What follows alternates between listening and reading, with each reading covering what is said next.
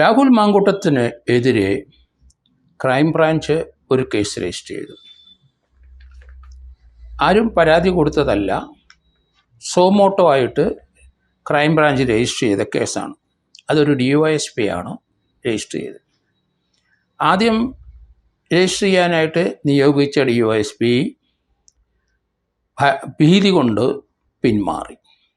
രണ്ടാമത് ഒരു DYSP ഷാജി വന്നു, ക്രൈംബ്രാഞ്ചിൽ ഒരു സോമോട്ടോ കേസ് രജിസ്റ്റർ ചെയ്തു. ക്രൈംബ്രാഞ്ചിന് അതിന് അധികാരമുണ്ടോ ഇല്ലയോ എന്ന് വേറൊരു കാര്യം. തെറ്റായ ചില ഉപദേശങ്ങൾ ഗവൺമെൻറ്റിന് കൊടുത്തതായിട്ടാണ് മനസ്സിലാകുന്നത്. കാരണം ക്രൈംബ്രാഞ്ചിന് സോമോട്ടോ ആയിട്ട് കേസെടുക്കാൻ അധികാരം ഗവൺമെൻറ് കൊടുത്തിട്ടുണ്ട്. പക്ഷേ പോലീസ് സ്റ്റേഷനിൽ റിപ്പോർട്ട് ചെയ്യേണ്ട കാര്യങ്ങൾ അവിടെ റിപ്പോർട്ട് ചെയ്യാനൊക്കെ ഉള്ളൂ.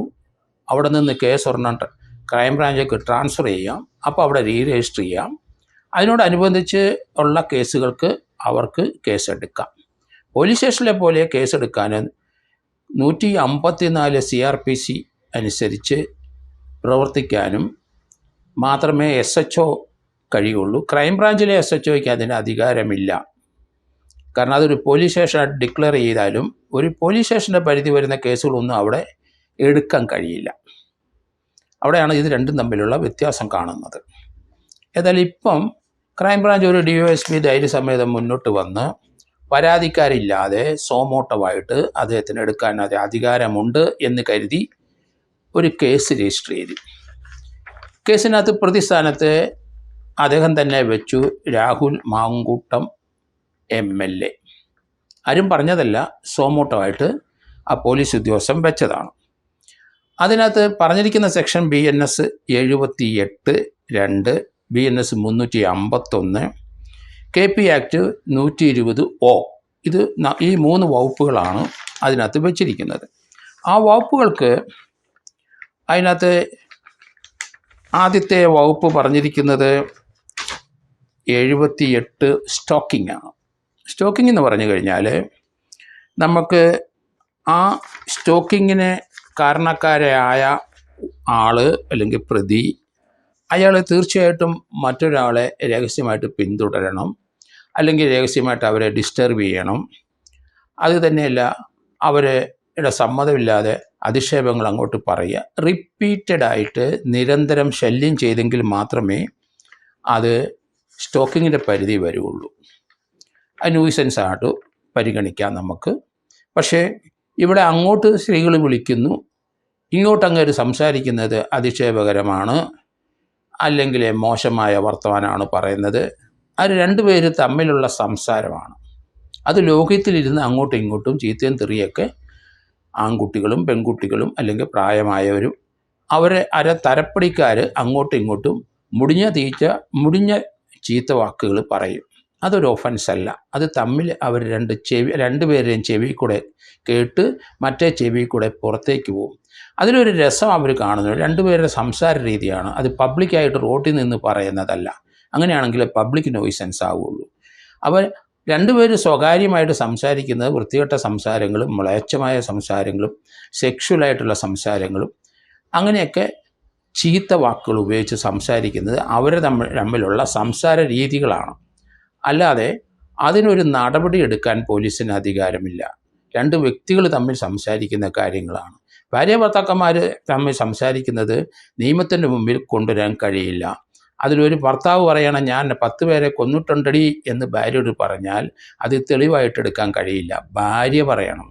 അവർ തമ്മിൽ എക്സ്ചേഞ്ച് ചെയ്യുന്ന പല കാര്യങ്ങളും ഇന്ത്യൻ തെളിവ് നിയമം അനുസരിച്ച് പ്രൊട്ടക്റ്റ് ചെയ്തിട്ടുണ്ട്. അതാണ് ചില കാര്യങ്ങൾ. അതുപോലെ തന്നെ പ്രൊട്ടക്റ്റ് ചെയ്ത കാര്യങ്ങളാണ് ഇൻകം ടാക്സിൻ്റെ സെയിൽ ടാക്സ് അല്ലെങ്കിൽ ഇൻകം ടാക്സ് പ്രാക്ടീഷണർ എടുത്ത് നിങ്ങൾ പറയുന്ന സോഴ്സ് ഓഫ് മണികളും മറ്റു കാര്യങ്ങളൊന്നും അയാളുടെ അടുത്ത് ചോദിച്ച് എവിഡൻസിൽ കൊണ്ടുവരാൻ കഴിയില്ല.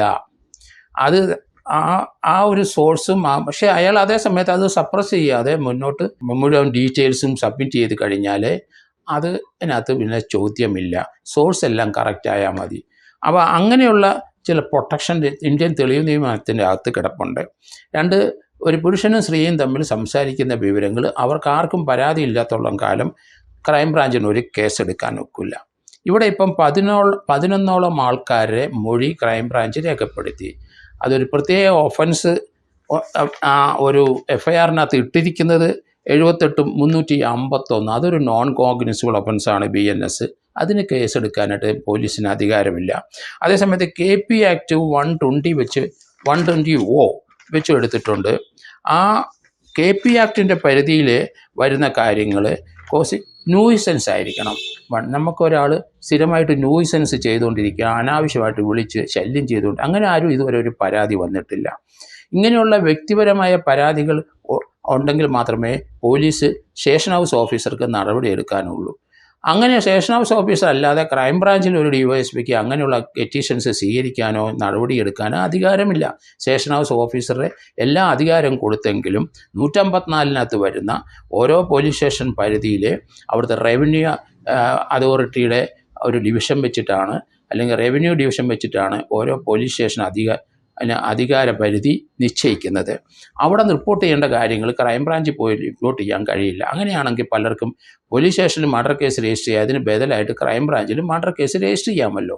അതൊക്കെ യുക്തിപരമായിട്ട് ചിന്തിക്കുന്നവർക്ക് അത് അംഗീകരിക്കാനും നിയമപരമായിട്ട് ചിന്തിക്കുന്നവർക്കും ഭരണഘടന അനുസരിച്ച് ചിന്തിക്കുന്നവർക്കും അതിന് അംഗീകാരം കൊടുക്കാൻ കഴിയില്ല. അപ്പോൾ 120O KP ആക്ട് നിലനിൽക്കത്തില്ല, 351 നിലനിൽക്കത്തില്ല. പിന്നെ അതിനകത്ത് ആകെയുള്ള സ്റ്റോക്കിംഗ് ആണ്. സ്റ്റോക്കിങ്ങിൻ്റെ പരിധിയിൽ വരുമോ ഇല്ലയോ എന്ന് അറിയത്തില്ല. പക്ഷേ ഇന്ന് വരെ സ്പെഷ്യൽ ബ്രാഞ്ച് ഉദ്യോഗസ്ഥന്മാർ ആരെങ്കിലും ഗർഭചിത്രം അനധികൃതമായി പലരും ക്യാരി ചെയ്യുന്നുണ്ട് എന്ന് പറഞ്ഞ് റിപ്പോർട്ട് ചെയ്തിട്ടുണ്ടോ? അതൊക്കെ ഇനി പ്രസക്തമായ ചോദ്യങ്ങളാണ്. സ്പെഷ്യൽ ബ്രാഞ്ചുകാർ ആരെങ്കിലും അനധികൃത ഗർഭചിത്രം അങ്ങനെ കണ്ടെത്തിയിട്ടുണ്ടെങ്കിൽ അങ്ങനെ അത് മേലുദ്യോഗസ്ഥന്മാർക്ക് റിപ്പോർട്ട് ചെയ്തിട്ടുണ്ടോ എന്നുള്ള കാര്യങ്ങളൊക്കെ ഇനി പ്രസക്തമായിട്ട് മുന്നോട്ട് വരും. കാരണം ഗർഭചിത്രമാണ് ഇവിടെ മെയിനായിട്ട് DYSP അന്വേഷിക്കുന്നത്. അപ്പോൾ അങ്ങനെയാണെങ്കിൽ അദ്ദേഹം സ്പെഷ്യൽ ബ്രാഞ്ചുകാർക്ക് ഇന്ന് വരെ കേരള പോലീസിലെ സ്പെഷ്യൽ ബ്രാഞ്ചുകാർ എവിടെയെങ്കിലും ഏതെങ്കിലും സന്ദർഭത്തിൽ ഒരു ഗർഭചിത്രം നാട്ടിൽ ഒരു വില്ലേജിൽ ഒരു സ്ത്രീ അനധികൃതമായ ഗർഭം ധരിച്ചിട്ടുണ്ട് എന്ന് പറഞ്ഞ് റിപ്പോർട്ട് ചെയ്തിട്ടുണ്ടോ? ആ കാര്യം കൂടെ ഇനി സ്പെഷ്യൽ ബ്രാഞ്ച് ശ്രദ്ധിക്കണം. അങ്ങനെ റിപ്പോർട്ട് ചെയ്യേണ്ടി വരും. എന്തുകൊണ്ടാണ് ഒരു ഗർഭചിത്രം അനാവശ്യമായി ഒരെണ്ണം ഉണ്ടായാൽ തന്നെ അത് ക്രിമിനലായിട്ട് അബോർട്ട് ചെയ്യാൻ, അല്ലെങ്കിൽ അത് അബോർട്ട് ചെയ്ത് കളയാനായിട്ട് ആ സ്ത്രീക്ക് അവകാശമുണ്ട്. പക്ഷേ അത് നിയമവിരുദ്ധമാണോ എന്നുള്ള കാര്യങ്ങൾ പിന്നീടാണ് തീരുമാനിക്കുന്നത്. അവരുടെ ഹെൽത്തിന് എന്തെങ്കിലും പ്രശ്നം ഉണ്ടാകുമെന്ന് തോന്നിയാൽ അവർക്ക് അത് അബോർട്ട് ചെയ്യാം. അത് ഇപ്പം തന്നെ 8 മാസം വരെയുള്ളതൊക്കെ അബോർട്ട് ചെയ്യുന്നതിനും കോടതി അനുവാദം കൊടുക്കുന്നുണ്ട്. അപ്പോൾ അത് ഓരോരുത്തരും വ്യക്തിപരമായ കാര്യങ്ങളും അവർക്ക് അതുകൊണ്ട് മാനസിക സംഘർഷം ഉണ്ടാവുകയോ അല്ലെങ്കിൽ അവർക്ക് ആരോഗ്യപരമായ പ്രശ്നം ഉണ്ടാവുകയാണെങ്കിൽ ആ ഗർഭം അത് അബോർട്ട് ചെയ്ത് കളയാം. അപ്പോൾ നിയമപരമായി നമ്മൾ പോലീസ് നോക്കും, ഗർഭചിത്രത്തിൽ ആരെങ്കിലും പരാതിപ്പെട്ടെങ്കിൽ മാത്രമേ നിയമ നടപടിയായിട്ട് മുന്നോട്ട് പോകാൻ നോക്കുകയുള്ളൂ. അന്തരീക്ഷത്തിലിരിക്കുന്ന പലരും നിയമവിരുദ്ധമായി പലരും ഗർഭം ധരിച്ചിട്ടുണ്ടാവും. അതിൻ്റെ പുറകെയൊന്നും പോലീസ് നടക്കേണ്ട ആവശ്യമില്ല. അതൊരു ക്രിമിനൽ ഒഫൻസ് ആണെങ്കിൽ മാത്രമേ ഉള്ളൂ. അങ്ങനെ റിപ്പോർട്ട് ചെയ്യുന്ന സന്ദർഭത്തിൽ അതിനകത്ത് അബോർട്ട് ചെയ്ത അല്ലെങ്കിൽ കൊന്നുകളഞ്ഞ ആ ജീവനുള്ള കുട്ടിയുടെ വിവരങ്ങൾ വേണം. അത് കസ്റ്റഡിയിലെടുക്കണം പോലീസ്, എങ്കിൽ മാത്രമേ ഉണ്ടാവുകയുള്ളൂ. ഗർഭചിത്രത്തിന് ഒരു മൊഴി കൊടുത്തെന്ന് പറഞ്ഞ ഒരാളെ അതിന് പ്രോസിക്യൂട്ട് ചെയ്യാൻ പോലീസിന് കഴിയില്ല. കാരണം അതിനുള്ള മെഡിക്കൽ എവിഡൻസും അതിനുള്ള ഫീച്ചസിൻ്റെ ആ കുട്ടിയുടെ ആയിട്ട് ബന്ധപ്പെട്ട എവിഡൻസും വേണം. അങ്ങനെ ഉണ്ടെങ്കിൽ മാത്രമേ അതിന് നിയമ നടപടികൾ എടുക്കാൻ കഴിയൂ. അന്തരീക്ഷത്തിലുള്ള ഒരു ഗർഭത്തിനെതിരായിട്ട് ഒരു കേസ് എടുക്കുക എന്നൊക്കെ പറഞ്ഞാൽ വളരെ മ്ലേച്ഛമായ ഒരു ഒരു ലീഗൽ ഉപദേശമായിരുന്നു. പോലീസ് അതിന് പോകാൻ പാടില്ലായിരുന്നു. കാരണം രാഷ്ട്രീയപരമായി പലർക്കും പല കാര്യങ്ങളും ചെയ്യണമെങ്കിൽ അതിന് പോലീസിനെ കരുവാക്കരുത്.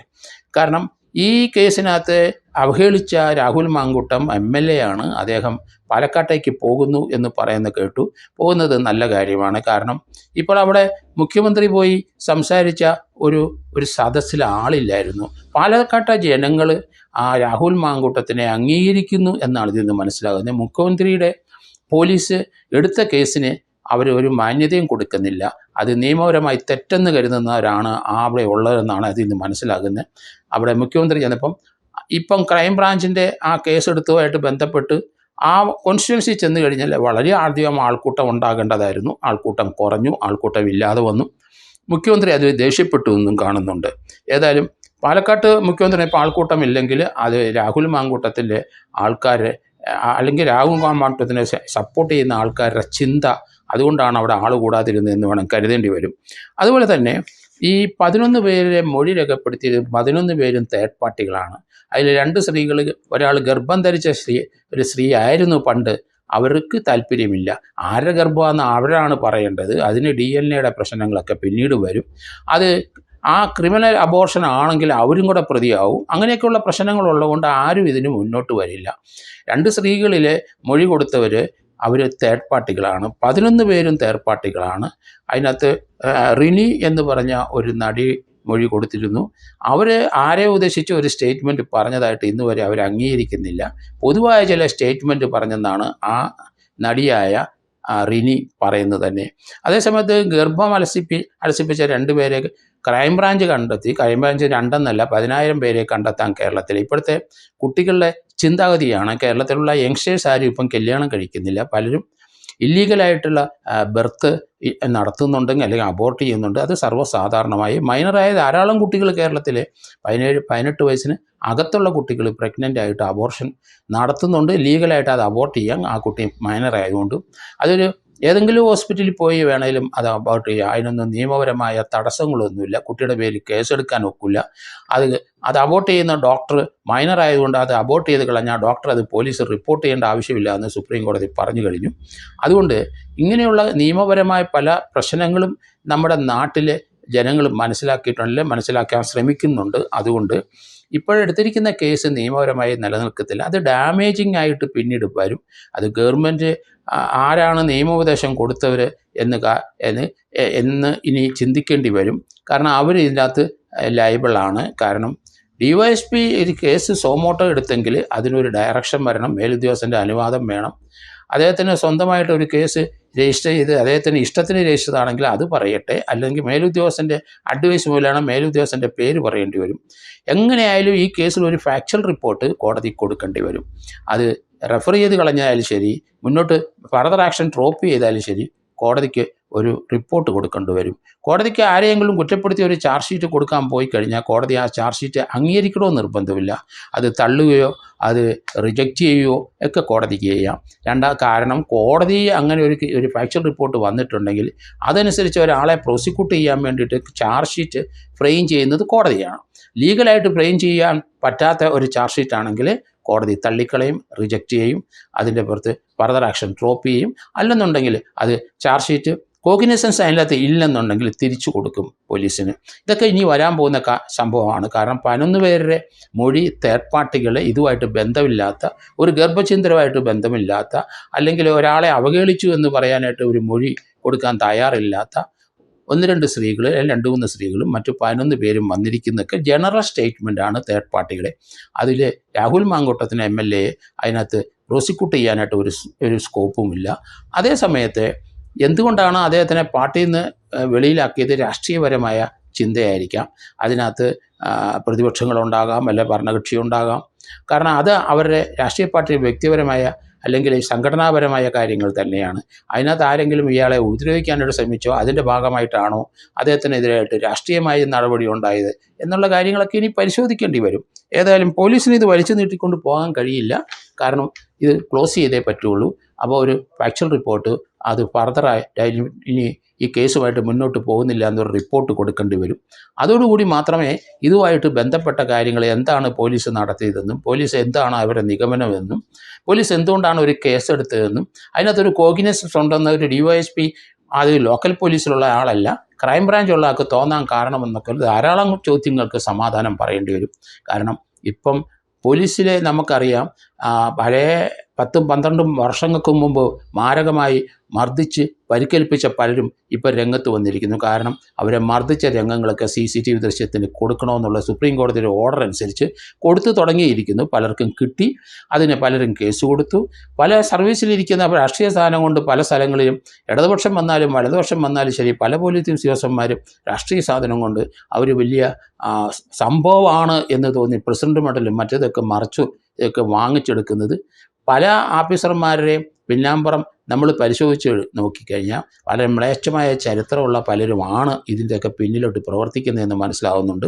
ഏതായാലും പൊതുജനങ്ങൾക്ക് തീർച്ചയായിട്ടും ഇക്കാര്യത്തിൽ ചില നടപടിയിലേക്ക് പ്രവേശിക്കേണ്ടി വരും.